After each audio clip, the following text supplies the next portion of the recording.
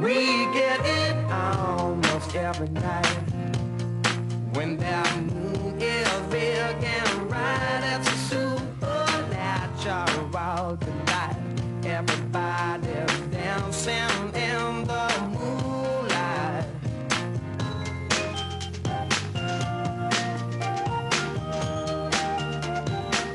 Everybody here is out of sight. They don't bark and they don't bite. They keep their fuse to keep it tight. Everybody's dancing. Nuova puntata di Chiacchiere e Caffè, ben ritrovati nel nostro salotto padovano dove ogni giorno si susseguono gli ospiti e gli argomenti e cerchiamo di darvi anche qualche spunto interessante di riflessione e a volte di azione. Apriamo questa puntata parlando di finanza popolare e parlandone con i due ospiti che vado subito da salutare, Alberto Fantuzzo, ben arrivato, e Marco Grazie. Piccolo. Alberto coautore di un manuale che è proprio il manuale di finanza popolare, un manuale di cui parleremo e da cui prenderemo spunto oggi per la nostra chiacchierata, e Marco Piccolo di Banca Etica e responsabile dell'area culturale di Banca Etica. Allora, Alberto, cominciamo un po' da te, vi do del tu, perché così il salottino, il caffè è un po' più informale. Allora, manuale di finanza popolare, è un manuale firmato e coordinato, diciamo, da Ugo Biggeri e Giulio Tagliavini. Ugo Biggeri, presidente di Banca Popolare Etica, e Tagliavini, professore docente di economia, però un manuale scritto a 12 mani, a 6 cuori, 6 teste, ecco. Com'è nata l'idea di questo manuale? Hai detto bene, un'idea che nasce, come spesso capita, da una riflessione. La riflessione è determinata dal tempo di crisi che stiamo vivendo, una crisi che forse non ha esaurito ancora i suoi effetti, una crisi della quale non vediamo ancora la fine, una crisi che ha scosso un po' il nostro modo di ragionare, di approcciare la finanza. Allora l'idea che è partita da Ugo e da Giulio è stata quella di provare a mettere insieme alcune penne diverse per cogliere sfumature diverse sul tema della finanza, provando innanzitutto a utilizzare un linguaggio corrente, comune, provando a segmentare il manuale, non come si fanno i manuali tradizionali in cui si parte dalla lettera A e si arriva alla Z e uno cerca la definizione di azioni, derivati, banca, bancomat, eccetera, ma partendo dal destinatario. Il manuale ha 6 sezioni, ciascuno di noi che ha contribuito a questo manuale ha curato una sezione e la sezione è dedicata ai giovani, ai pensionati, alle famiglie che stanno mettendo su casa, stanno mettendo su un progetto, ai soggetti lavoratori in difficoltà, quindi preponderanza del destinatario. In base ai destinatari vengono usati dei tagli diversi, ciascuno di noi ha provato a esprimere nel proprio piccolo quello che è la sensibilità da cui ciascuno di noi proveniva. Volevo chiedere a Marco subito, è un manuale rivolto alla famiglia, ma non solo, anche ai giovani, anche perché no, appunto ai pensionati, perché si vuole un po' educare a delle scelte consapevoli, un po' a prendere un po' dimestichezza, in questo caso dei prodotti, dei servizi finanziari, che un po' ci intimoriscono in realtà, mi ci metto dentro anch'io, perché bisogna avere delle competenze, sembra, no? Invece l'importante è fare intanto delle scelte che poi non portino a grossi problemi. Sì, allora il manuale si sviluppa su un tema particolarmente interessante che tende a riportare anche le conoscenze, le competenze, anzi le scelte finanziarie anche all'interno della famiglia come unità base anche della nostra società. Perché spesso quando si parla di crisi finanziaria uno vede i grandi gruppi economici, i grandi gruppi finanziari, sente parlare di swaps, di derivati, di mortgage, tutti i fund particolari, tutti i termini magari che sembrano che sono altisonanti, ma che poi alla fine sostanzialmente sono anche sì responsabili di questa situazione, o meglio dell'uso improprio che ne è stato fatto. E uno non li collega direttamente al risparmio della persona e della famiglia. Però in realtà teniamo presente che chi gestisce questi grandi fiumi di denaro, i fiumi naturalmente si realizzano proprio grazie a tantissimi affluenti, Certo, che vanno ad ingrossare, e questi piccoli affluenti sono il risparmio delle famiglie. Ecco allora che è molto importante assumere anche questo tipo di responsabilità. Se possiamo dire che la politica, la finanza, l'economia hanno fatto degli errori, dobbiamo anche noi come cittadini, come risparmiatori, come consumatori, capire che qualcosa si può cambiare, cioè invertire un po' la rotta. Ecco, quindi anche le scelte della famiglia, io dico dell'investitore responsabile, di una famiglia responsabile, se naturalmente moltiplicate per le centinaia, migliaia di famiglie, possono sicuramente produrre dei cambiamenti. Ecco, quindi ora si ritorna a un concetto di responsabilità personale. La finanza è al servizio dell'uomo, naturalmente deve essere riportato a questo tipo di dimensione. Poi con Marco magari cercheremo anche di capire se la situazione alla quale siamo arrivati è partita proprio da una gestione finanziaria in realtà un po' azzardata o forse anche un po' gonfiata, però insomma magari dopo torniamo al manuale di finanza popolare. Alberto, prima poi di entrare nel vivo del capitolo che hai curato tu che riguarda i giovani, aiutate con questo manuale ad acquisire delle competenze anche, perché a volte gli strumenti finanziari che si aggiornano anche molto velocemente sono proprio fatti apposta per essere un po' dei tranelli, un po' delle reti nelle quali è un po' difficile districarsi. In realtà forse, certo non è semplice comprenderli, ma si può acquisire un po' di autonomia Sì. e di competenza. Diciamo che l'obiettivo del manuale è quello di collocarsi a latere in maniera complementare, in maniera differenziata rispetto a quelli che sono i manuali tradizionali, in cui tutto ciò che è tecnico, tutto ciò che è specialistico si trova già, sia in internet sia su carta. La nostra idea era proprio quella di invece dimostrare come il buon senso, il senso critico debba e possa appartenere a tutti, a tutte le categorie, anche nel mondo della finanza, dove normalmente diciamo, diamo in appalto il nostro senso critico al consulente di turno. È chiesto a ciascuno di noi, per essere responsabili, come diceva Marco prima, un qualcosa di più, un plus di senso critico, un di più di responsabilità, un di più di domande.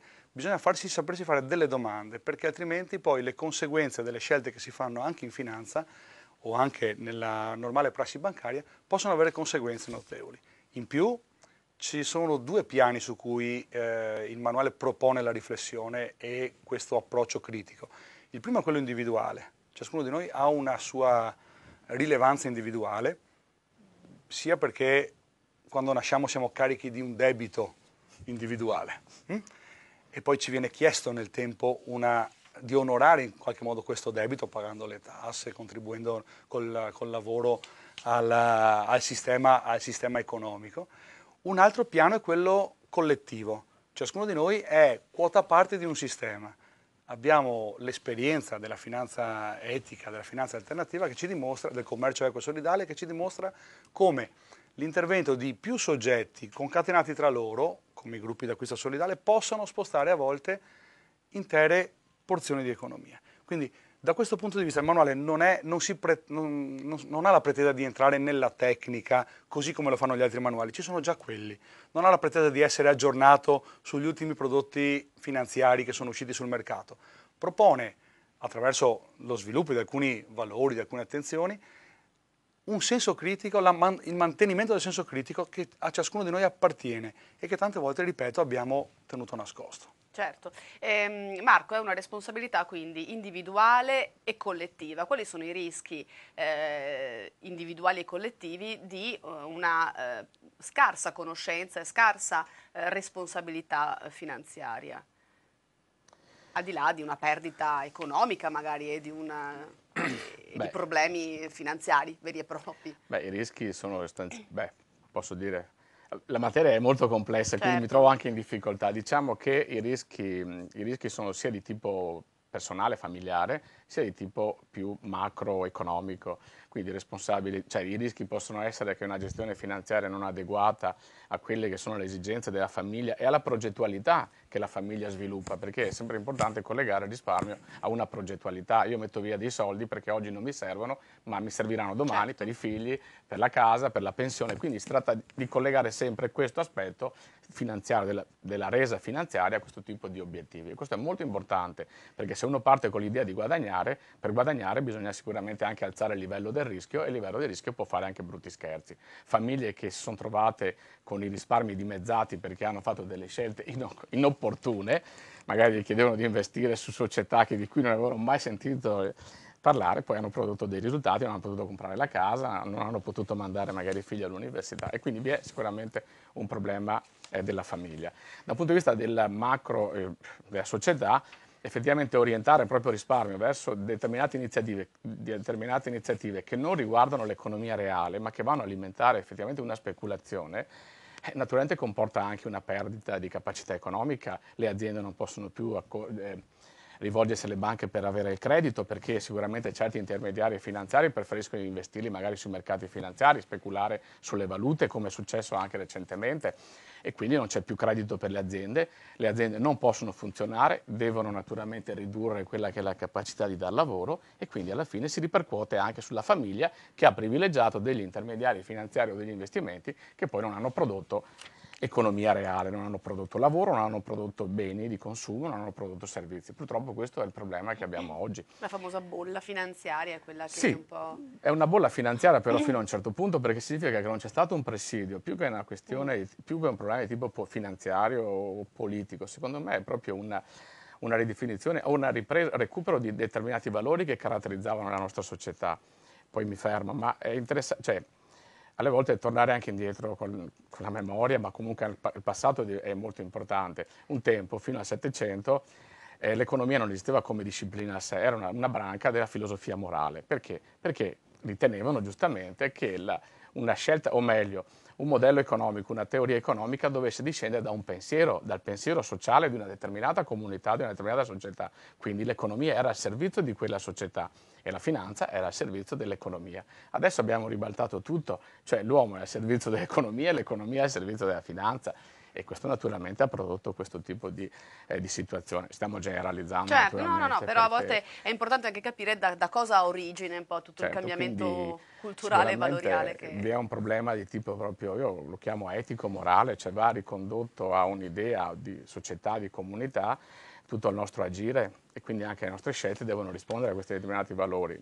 Non c'è stato il presidio dei governi, non c'è stato il presidio degli organismi di controllo, non c'è stato il presidio anche degli stessi sindacati, io dico, e non c'è stato il presidio anche delle famiglie, perché probabilmente portare a casa dei risultati economici, cioè finanziari anche elevati, non ha portato però la gente a riflettere come mai si portavano a casa quel tipo di risultati quando l'economia stava in qualche maniera implodendo. No, hai fatto bene a fare questo escursus anche storico e culturale, ma per invertire questa tendenza bisogna partire a questo punto proprio dalla base, cioè dalle famiglie, per poi magari cercare che esse stesse diventino sollecitanti delle altre realtà. Alberto, abbiamo detto curato da Biggeri e Tagliavini, poi citiamoli anche, no? Luigi Bellavita, Federica Ielasi, Lucia Poletti e Paolo Righini. E Maurizio Ospedaletti. E Maurizio Ospedaletti, bravissimo, sì. Sono gli autori di questo manuale di finanza popolare che ha vari capitoli, appunto. Abbiamo detto è un po' un manuale per tutta la famiglia. Ecco, vediamo anche la copertina. E tu in particolare hai curato la parte che riguarda i giovani, perché, come dice il titolo del tuo capitolo, tutto comincia proprio dai giovani, quindi da quando si è giovani, da quando si entra un po' nella gestione economica anche dei propri risparmi. Sì, o potenzialmente si entra nella dinamica economica, anche se di fatto si entra molto prima nella dinamica economica di un paese, quando si comincia a nascere, o quando c'è un progetto che qualcuno ha pensato per te. Nasce già con un debito pubblico sulla testa che non è indifferente, quindi difatti. purtroppo. Allora, premetto che credo che probabilmente gli autori, i curatori abbiano chiesto a me di seguire questo capitolo per l'esperienza che ho maturato nel mondo dell'associazionismo, degli scout. Sei stato presidente nazionale della GESI per 4 anni, insomma, ricordiamo anche queste cariche. Probabilmente insomma, hai dimestichezza con il hanno settore. pensato che io avessi acquisito una certa dimestichezza. Il vero problema dei giovani è come riuscire a motivarli, come riuscire a farli sentire importanti in educazione e anche in economia. Allora io ho provato a vedere se, parlando loro di certe cose che li riguardano da vicino, tipo i 32.000 euro di debito pubblico che gravano sulle spalle di ciascuno di loro dal momento in cui nascono, all'attenzione che c'è da parte non solo della pubblicità, ma dei mass media, dei soggetti politici, dell'INPS, sulla loro progressione di vita, sulla loro progressione di tipo economico, proprio per contribuire... Sono consumatori da subito, anzi, consumatori privilegiati. Ci arrivavo, ecco, per dire che saranno poi dei contribuenti di buon livello, di ottimo livello, e quindi potranno restituire in parte quel debito pubblico che è stato caricato loro come uno zaino sulle spalle, ma soprattutto sono consumatori. Sono consumatori indiretti fino a che non fanno le scelte, ma poi sono consumatori diretti quando cominciano a poter spendere la paghetta, a poter spendere quel piccolo diciamo, portafoglio che i genitori mettono loro a disposizione, oppure che con i primi lavori riescono a guadagnare. Allora, sapere che innanzitutto è chiesto a loro un atto di responsabilità per informarsi di ciò che stanno facendo, per evitare di farsi del male e per evitare di fare del male agli altri. Io ho provato nel capitolo a suggerire alcuni approfondimenti rispetto a temi che non sono o argomenti che non sono necessariamente tecnici. Abbiamo parlato anche che cos'è una banca, qual è il primo approccio alla banca, come va scelta una banca, il bancomat, quanto male ci si può fare con un bancomat e quali sono le cautele da avere mano a mano che si usa il bancomat, oppure le carte prepagate che sono un po'... vengono chiamate carte revolving dal mercato, ma sono delle carte, io le chiamo carte revolver perché poi prima o poi finisci perché non ti danno la percezione chiaramente anche di... continuano a farti pensare che tu sei uno che può spendere, mentre invece quello che ci hanno insegnato da piccoli una volta, e che è bene che i genitori continuino a insegnare ai ragazzi oggi, è che prima si risparmia, prima si mette da parte un gruzzolo e poi si può cominciare a spendere. Non ci si indebita senza averli esatto, per poi sul tema dell'indebitamento in particolare vorrei sottolineare come troppe volte la mentalità corrente ci ha portato a pensare che avere un debito con una banca, avere un prestito è una cosa onorevole e in qualche modo mi rende più ricco. Di fatto un debito mi rende più povero. Se io non ho un progetto che fa aumentare la qualità della mia vita nel tempo e quindi migliorare le mie condizioni economiche, io sostanzialmente dovrò restituire il capitale più gli interessi e non avrò un beneficio reale a fine corsa. Allora, l'idea che avere dei prestiti facili è un bel modo per vivere deve purtroppo, o per fortuna, deve scomparire un po' dalla nostra mentalità corrente, perché altrimenti rischiamo di finire come gli americani, rischiamo di finire come molti italiani, rischiamo di finire come le aziende. Si sono indebitate troppo, noi ci siamo indebitati troppo e abbiamo gli uffici nei comuni che curano l'eccessivo indebitamento. Perché la gente poi, non pensando al denaro, che è la cuspide dei problemi, è il punto emergente, trascura poi le relazioni che stanno sotto al denaro. Un altro elemento che io ho cercato di mettere in mostra nel mio capitolo e che secondo me dovrebbe attirare, spero attiri i giovani, è il tema delle relazioni. Il denaro è un elemento che costruisce relazioni sane ma anche malsane. L'utilizzo sano del denaro può costruire ottime relazioni. Ai giovani spero interesseranno le relazioni, quindi spero che quelle 30 pagine del manuale almeno un po' se le leggano pensando a questo. Potreste promuovere degli incontri anche con gli istituti superiori, magari superiori perché dico, sono già verso quell'età, quella maggiore età che gli permette di essere un po' più autonomi. Marco, perché poi il nostro tempo sta volando, proprio collegato alle ultime cose che diceva Alberto sulle relazioni, sul valore anche delle cose materiali, per i ragazzi proprio oggi è più importante, cioè sei quello che hai o quello che dimostri di avere o lo status symbol che riesci a ottenere piuttosto che quello che conosci o che hai imparato o che hai fatto tu anche a livello valoriale. Forse bisogna un po' lavorare anche su questo a livello culturale. Sì, bisogna ricostruire anche il valore della comunità, che sia piccola, media o grande, in cui effettivamente anche la mia realizzazione passa attraverso la collaborazione e la condivisione con gli altri. Allora non mi serve più il bancomat o la carta di credito per gratificarmi a fine settimana di una settimana scarsa di rapporti. Forse se lavoro più sui rapporti probabilmente uso anche meno la carta di credito o il bancomat, e questo non è una cosa da poco, perché poi alla fine siamo delle persone che stanno bene con gli altri, insomma, quindi il senso nostro, quello che siamo, quello che diventiamo è dato anche dalle relazioni.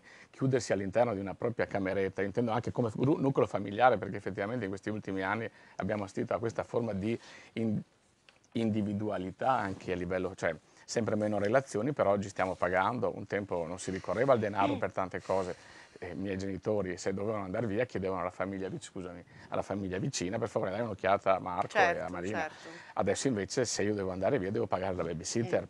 È evidente che questo È una sorta di corresponsabilità che abbiamo perso e che invece è Però così necessaria. costruivamo relazioni e come diceva Alberto, perché la relazione è fondamentale, insomma, ci permette di relazionarci come persone, ci permette anche di costruire e sviluppare progetti assieme, ma ci permette poi anche di veicolare allora anche il consumo, anche le scelte di consumo o di risparmio, se costruite all'interno di una relazione sana, come diceva sempre Alberto, allora ci possono aiutare veramente a crescere. Allora i rischi di una crisi probabilmente si potrebbero in parte allontanare. Contenere, certo. Siamo davvero in chiusura, Alberto. Volevo chiederti intanto dove possiamo trovare questo manuale e come eventualmente recuperarlo, anche per chi ci sta seguendo da casa, e telegraficamente, secondo te, il valore di questo manuale? Allora, telegraficamente, il volume è disponibile gratuitamente in internet ed è scaricabile gratuitamente formato PDF. Il sito è www.e come Empoli, I come Imola, F come Firenze, Empoli, Bologna, Otranto K, eifbook.com, se possiamo mandare una sovraimpressione, eifbook.com.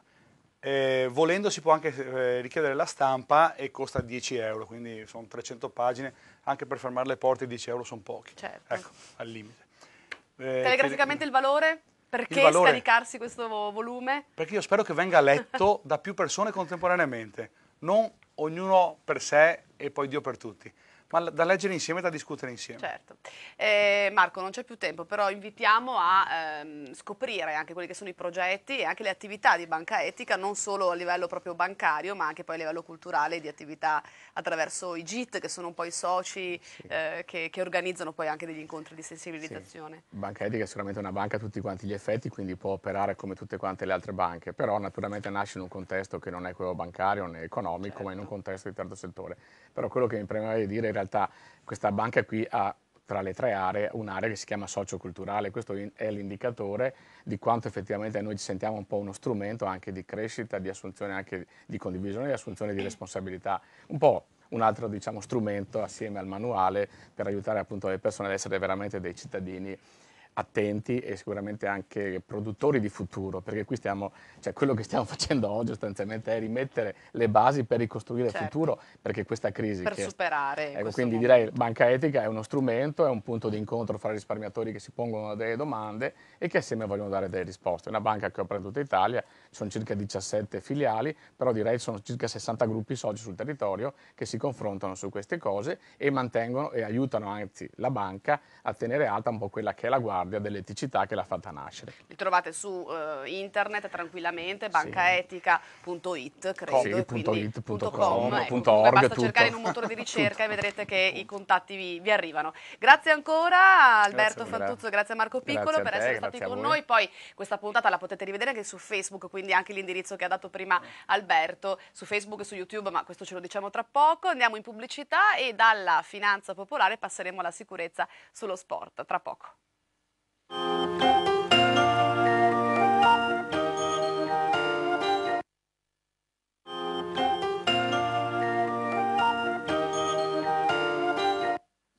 Eccoci nuovamente in studio, abbiamo lasciato quindi la finanza popolare, molto interessante, e vi invito davvero a scaricare il manuale di finanza popolare di cui abbiamo parlato fino a qualche minuto fa. Ora cambiamo argomento e mi ha raggiunto in studio a Chiacchiere Caffè l'ingegner Mauro Rossato. Mauro, buongiorno, ben arrivato, presidente, tra le altre molte cose che fa, presidente della Fondazione Andrea Rossato, fondazione che si occupa di sicurezza nello sport. Allora, io le chiederei intanto di raccontarci un po' come è nata la situazione, che è nata da un fatto drammatico in realtà. La fondazione infatti è intitolata ad Andrea, che era il suo bimbo e che è drammaticamente morto sulle piste da sci, quindi per un incidente appunto dovuto proprio a scarsa sicurezza in questo caso sulle piste da sci e quindi genericamente nello sport. Da lì però lei avete voluto rilanciare e creare una fondazione che si occupa proprio di questo, di sensibilizzare sulla sicurezza, giusto? Esattamente. È successo a marzo 2011, finché sciava e quindi lui praticava sport a livello agonistico e ci divertivamo come fanno tutte le famiglie, come fanno tutti i bambini in montagna. Dopo quello che è successo, tra l'altro io mi occupo di sicurezza a livello professionale, di sicurezza però nel mondo del lavoro e quindi ho così usufruito anche delle mie competenze per cercare di capire che cosa succede nel mondo dello sport. Perché poi, Mauro, scusi se la interrompo ogni tanto, ma perché poi si pensa che non debba mai capitare a noi e in realtà, e quindi a volte si è anche un po' superficiali, se vogliamo, anche da genitori o da accompagnatori, insomma, di ragazzi che praticano sport e non si pensa che la sicurezza sia davvero invece un'attenzione di primo ordine da avere. Sì, uno degli elementi basilari per chi si occupa poi anche di questo tema di sicurezza è proprio la valutazione del rischio. Molto spesso noi, come in generale poi un po' tutte le persone, tendiamo ad abituarci e quindi a sottovalutare il rischio. Questo succede anche negli ambienti domestici dove tra l'altro registriamo anche il maggior numero di infortuni per quanto riguarda i bambini Certo. e soprattutto i più piccoli. E quindi nel dicembre 2011 abbiamo fondato insieme a dei cari amici e ai familiari abbiamo fondato questa fondazione che ha lo scopo principale di diffondere la cultura della sicurezza e l'educazione sportiva nei più giovani.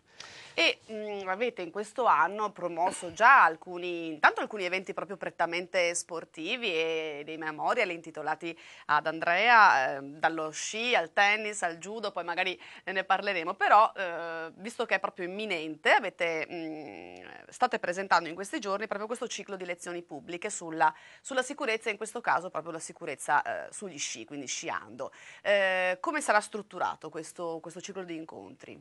Allora, questo ciclo di incontri parte proprio dagli scopi nostri, che sono quelli di diffondere, quindi di informare sostanzialmente su aspetti che riguardano la sicurezza, quindi informare i bambini, ma anche nel contempo approfittare per informare anche i più grandi, cioè i genitori, che sono coloro che devono tutelare le persone che ovviamente non sono capaci di autotutelarsi, cioè i bambini.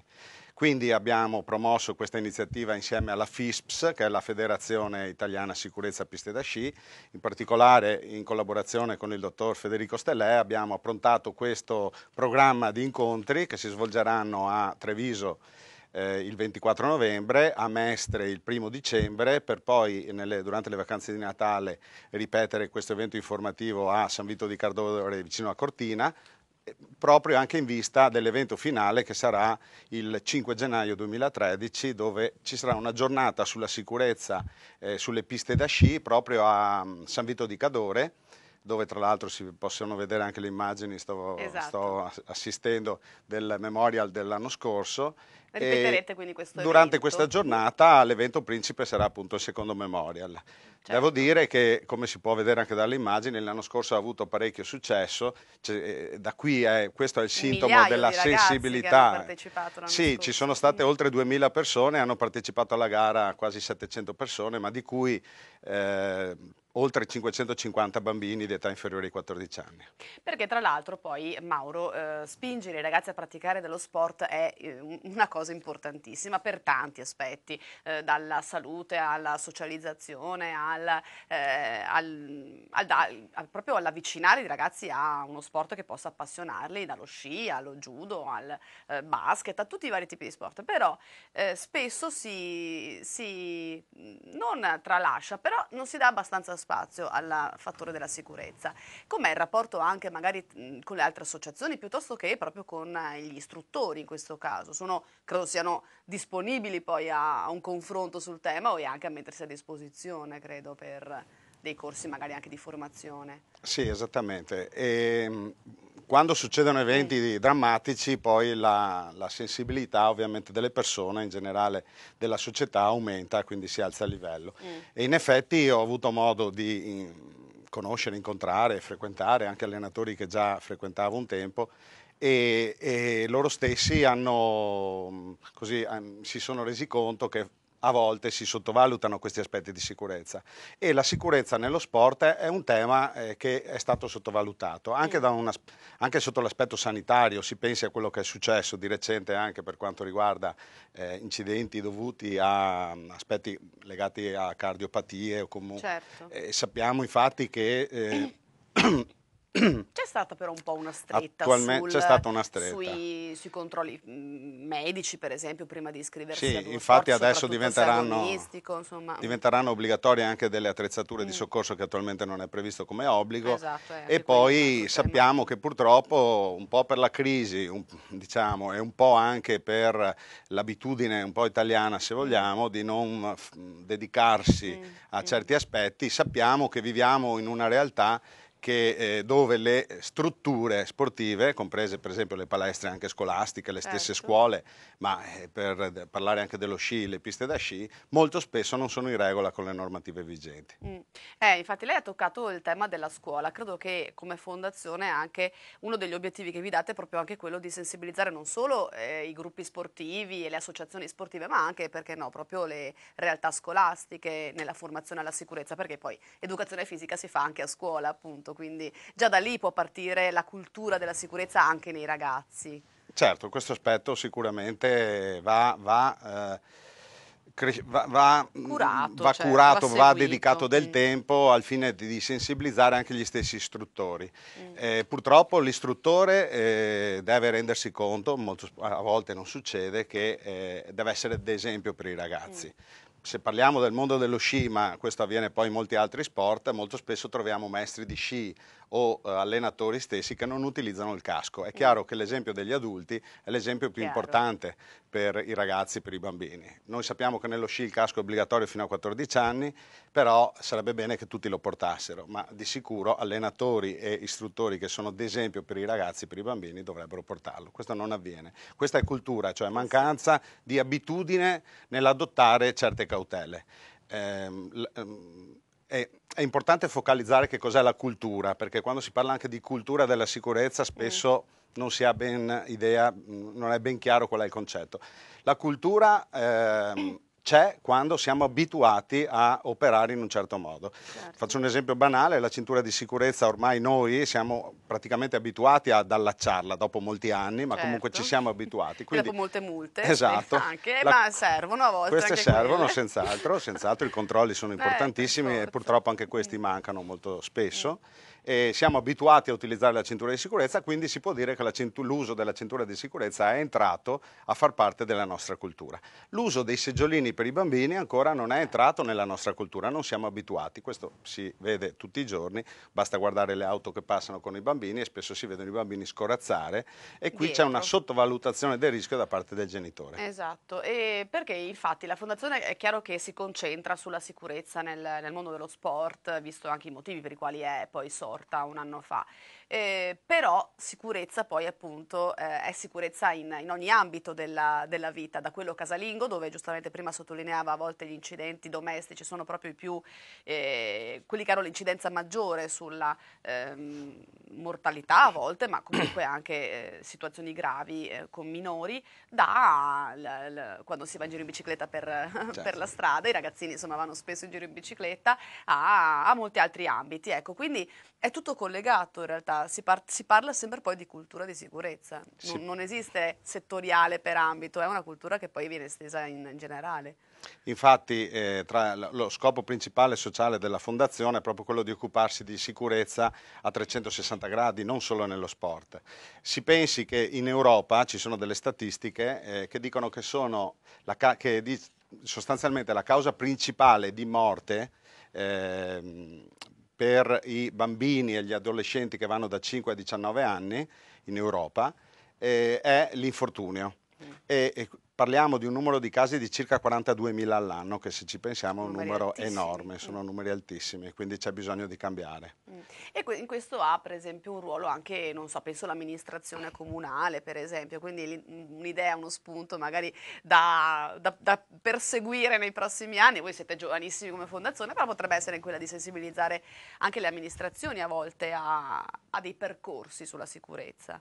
Sì, le amministrazioni, per quanto di nostra conoscenza, sono sensibili. Nel momento in cui noi organizziamo un evento come questo, per esempio, sono sempre disponibili a dare un supporto, disponibili a divulgare, a dare i patrocini.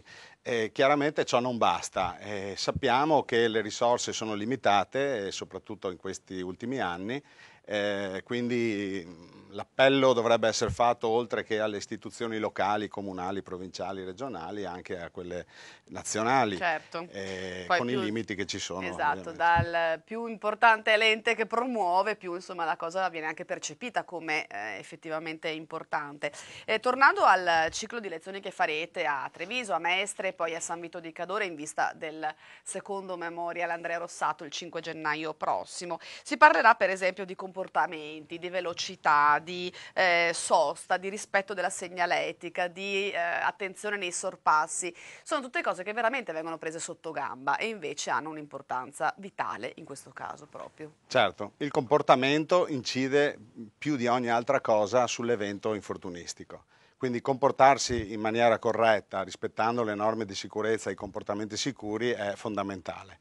E proprio per questo in questo ciclo di incontri affronteremo, ci saranno appunto dei tecnici della FISPS che illustreranno le regole di sicurezza e di comportamento da adottare, che poi sono regole anche già scritte, solo che Sì. molto spesso sono poco divulgate.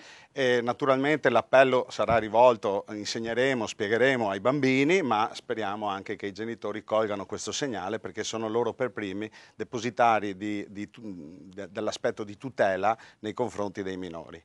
E poi è una questione anche di corresponsabilità, Mauro, se vogliamo, cioè i figli, in questo caso i ragazzini, sono un po' figli di tutti a questo punto, quindi figli degli istruttori, figli di altri genitori che magari accompagnano, quindi bisogna tornare un po' a una corresponsabilità anche nel valore della sicurezza, no? Quindi se i ragazzi sentono da più parti arrivare questa necessità di essere attenti, forse capiscono che gli adulti davvero stanno puntando su questo. Sono pienamente d'accordo, il messaggio deve essere rivolto ai bambini e deve pervenire da tutti Esatto. coloro che sono in qualche maniera destinatari di questi concetti di sicurezza. C'è questa corresponsabilità, Mauro. Diciamo che non è molto, Bisogna un po' non si è molto allenarsi. attenti, non siamo abituati. Nella quotidianità a volte perdiamo questi concetti. Per esempio, sicuramente nessuno di noi quando accoglie un bambino di un altro e lo porta in macchina perché così sta insieme al nostro figlio, ci rendiamo conto che abbiamo una responsabilità. Certo. Una responsabilità innanzitutto morale, ma poi abbiamo anche una responsabilità da un punto di vista legale. Certo, assolutamente sì. Tra l'altro la sicurezza è sicurezza personale, ma poi spesso è sicurezza anche degli altri, perché se sono attento io, molto spesso la mia attenzione si riversa positivamente anche sulla vita degli altri, quindi anche questo è un meccanismo di cui riappropriarci, un valore di cui riappropriarci forse. È un meccanismo di divulgazione, di certo. diffusione. L'esempio, se molti si comportano male, indubbiamente è più facile che anche altri ne risentano. E ritorno sul concetto dell'esempio. L'esempio deve essere dato da noi adulti.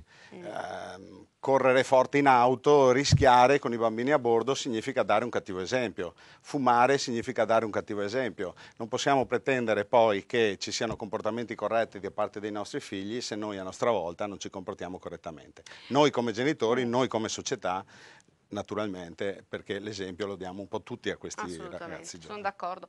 Leggevo nello statuto della fondazione che magari in futuro, insomma, l'idea è anche quella di istituire delle borse di studio proprio sul perseguimento dei valori e degli obiettivi della fondazione stessa, quindi anche questo è un po' un obiettivo che avete. Quindi.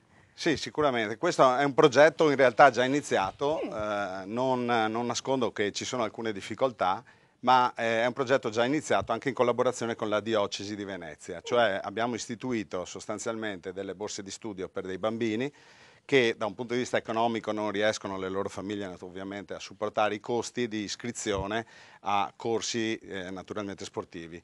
Perché crediamo fortemente che lo sport sia una scuola di vita. Lo sport, soprattutto se vissuto a livello agonistico, ci mette di fronte i giovani atleti a delle prove da affrontare, da superare. può essere la gara, può essere il tempo da effettuare, può essere la vittoria su una partita, ma comunque mette di fronte sempre a una prova da fare e per raggiungere anche dei risultati ci sono dei sacrifici da fare, svegliarsi presto la mattina, allenarsi, stancarsi. Ecco, questo riteniamo che sia, non solo noi ovviamente, un po', ormai è una scienza acquisita questa. Questo insegna poi ad affrontare la vita, perché nella vita quotidiana tutti noi abbiamo, anche durante gli studi prima, ma poi anche nel lavoro, dobbiamo affrontare delle situazioni che ci mettono in difficoltà. Quindi abituarci già allo sport da questo tipo di insegnamento sicuramente dà un forte aiuto alla crescita. Posso chiederle, Mauro, dal suo osservatorio privilegiato in quest'ultimo anno anche di attività, come sono le reazioni e dei genitori e degli allenatori, dei formatori invece sul tema della sicurezza? Cioè c'è un interesse, immagino, collettivo comune, però chi spinge di più un po'? I genitori o i genitori a volte dicono ma sì, insomma, una volta che li lascio con l'istruttore sono a posto, cioè non è più, è una responsabilità sua, certo il figlio è mio e quindi, però mi fido, insomma, ecco, chi è che un po' spinge di più sul curare l'attenzione alla sicurezza? Beh, il genitore comunque è sempre attento e lo è da sempre, soprattutto quando affida ad altri i propri figli.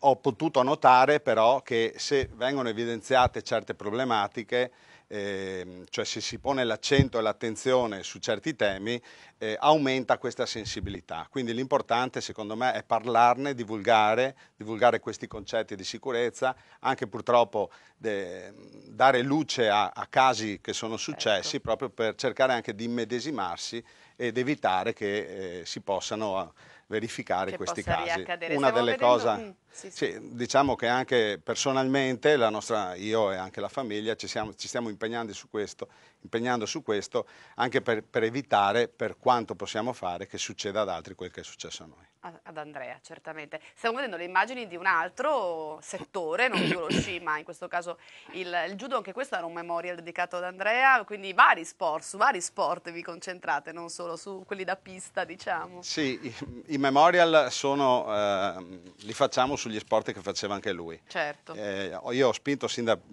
Tennis, subito i bambini a fare judo. più sport, in particolare seguivano judo e sci, ma anche il tennis, quindi i memoria sono fatti su questo. A proposito del tennis, una cosa su cui ci siamo impegnati negli ultimi tempi insieme al Tennis Club Mestre è stato quello di fare un Guinness World Record. Siamo riusciti a battere un Guinness World Record organizzando la partita col più elevato numero di partecipanti. Hanno Caspita. partecipato a questa partita che è durata un'intera giornata, il 1° settembre. Hanno partecipato oltre 70 giocatori. 70 atleti, Quindi abbiamo anche, battuto il siete anche Guinness. una fondazione da record, quindi addirittura. Mauro, il prossimo progetto è quello di questi 3 incontri a cui noi vi rinvitiamo il 24 novembre a Treviso, il primo, non sbaglio? Il 1° dicembre a Primo Mestre. dicembre a Mestre e poi sarete invece a San Vito di Cadore, appunto, sia nel periodo natalizio che poi in questo memorial il 5 di gennaio. Poi altre cose che ci sono in cantiere, in fondazione, o intanto vi concentrate su questo e poi insomma c'è la tappa del 5 gennaio è insomma laboriosa anche da organizzare, credo. Sì, la tappa del 5 gennaio è laboriosa, però come ha detto lei troviamo molta attenzione, molta sensibilità, per cui l'evento dovrebbe anche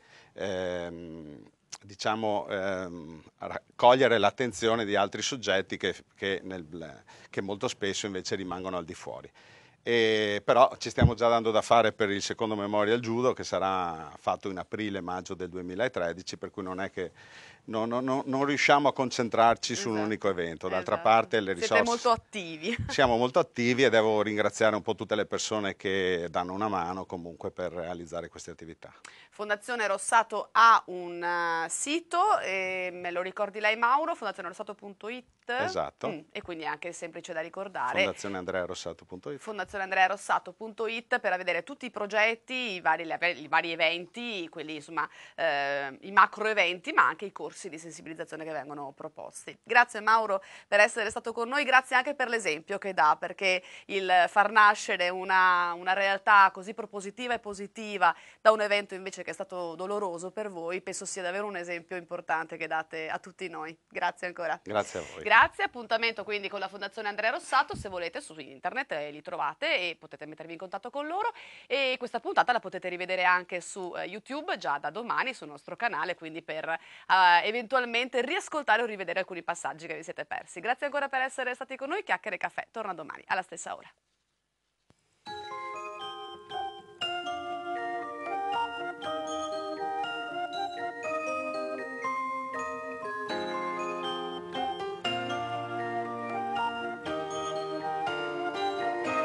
We get it almost every night when that moon is big and bright. It's a supernatural delight. Everybody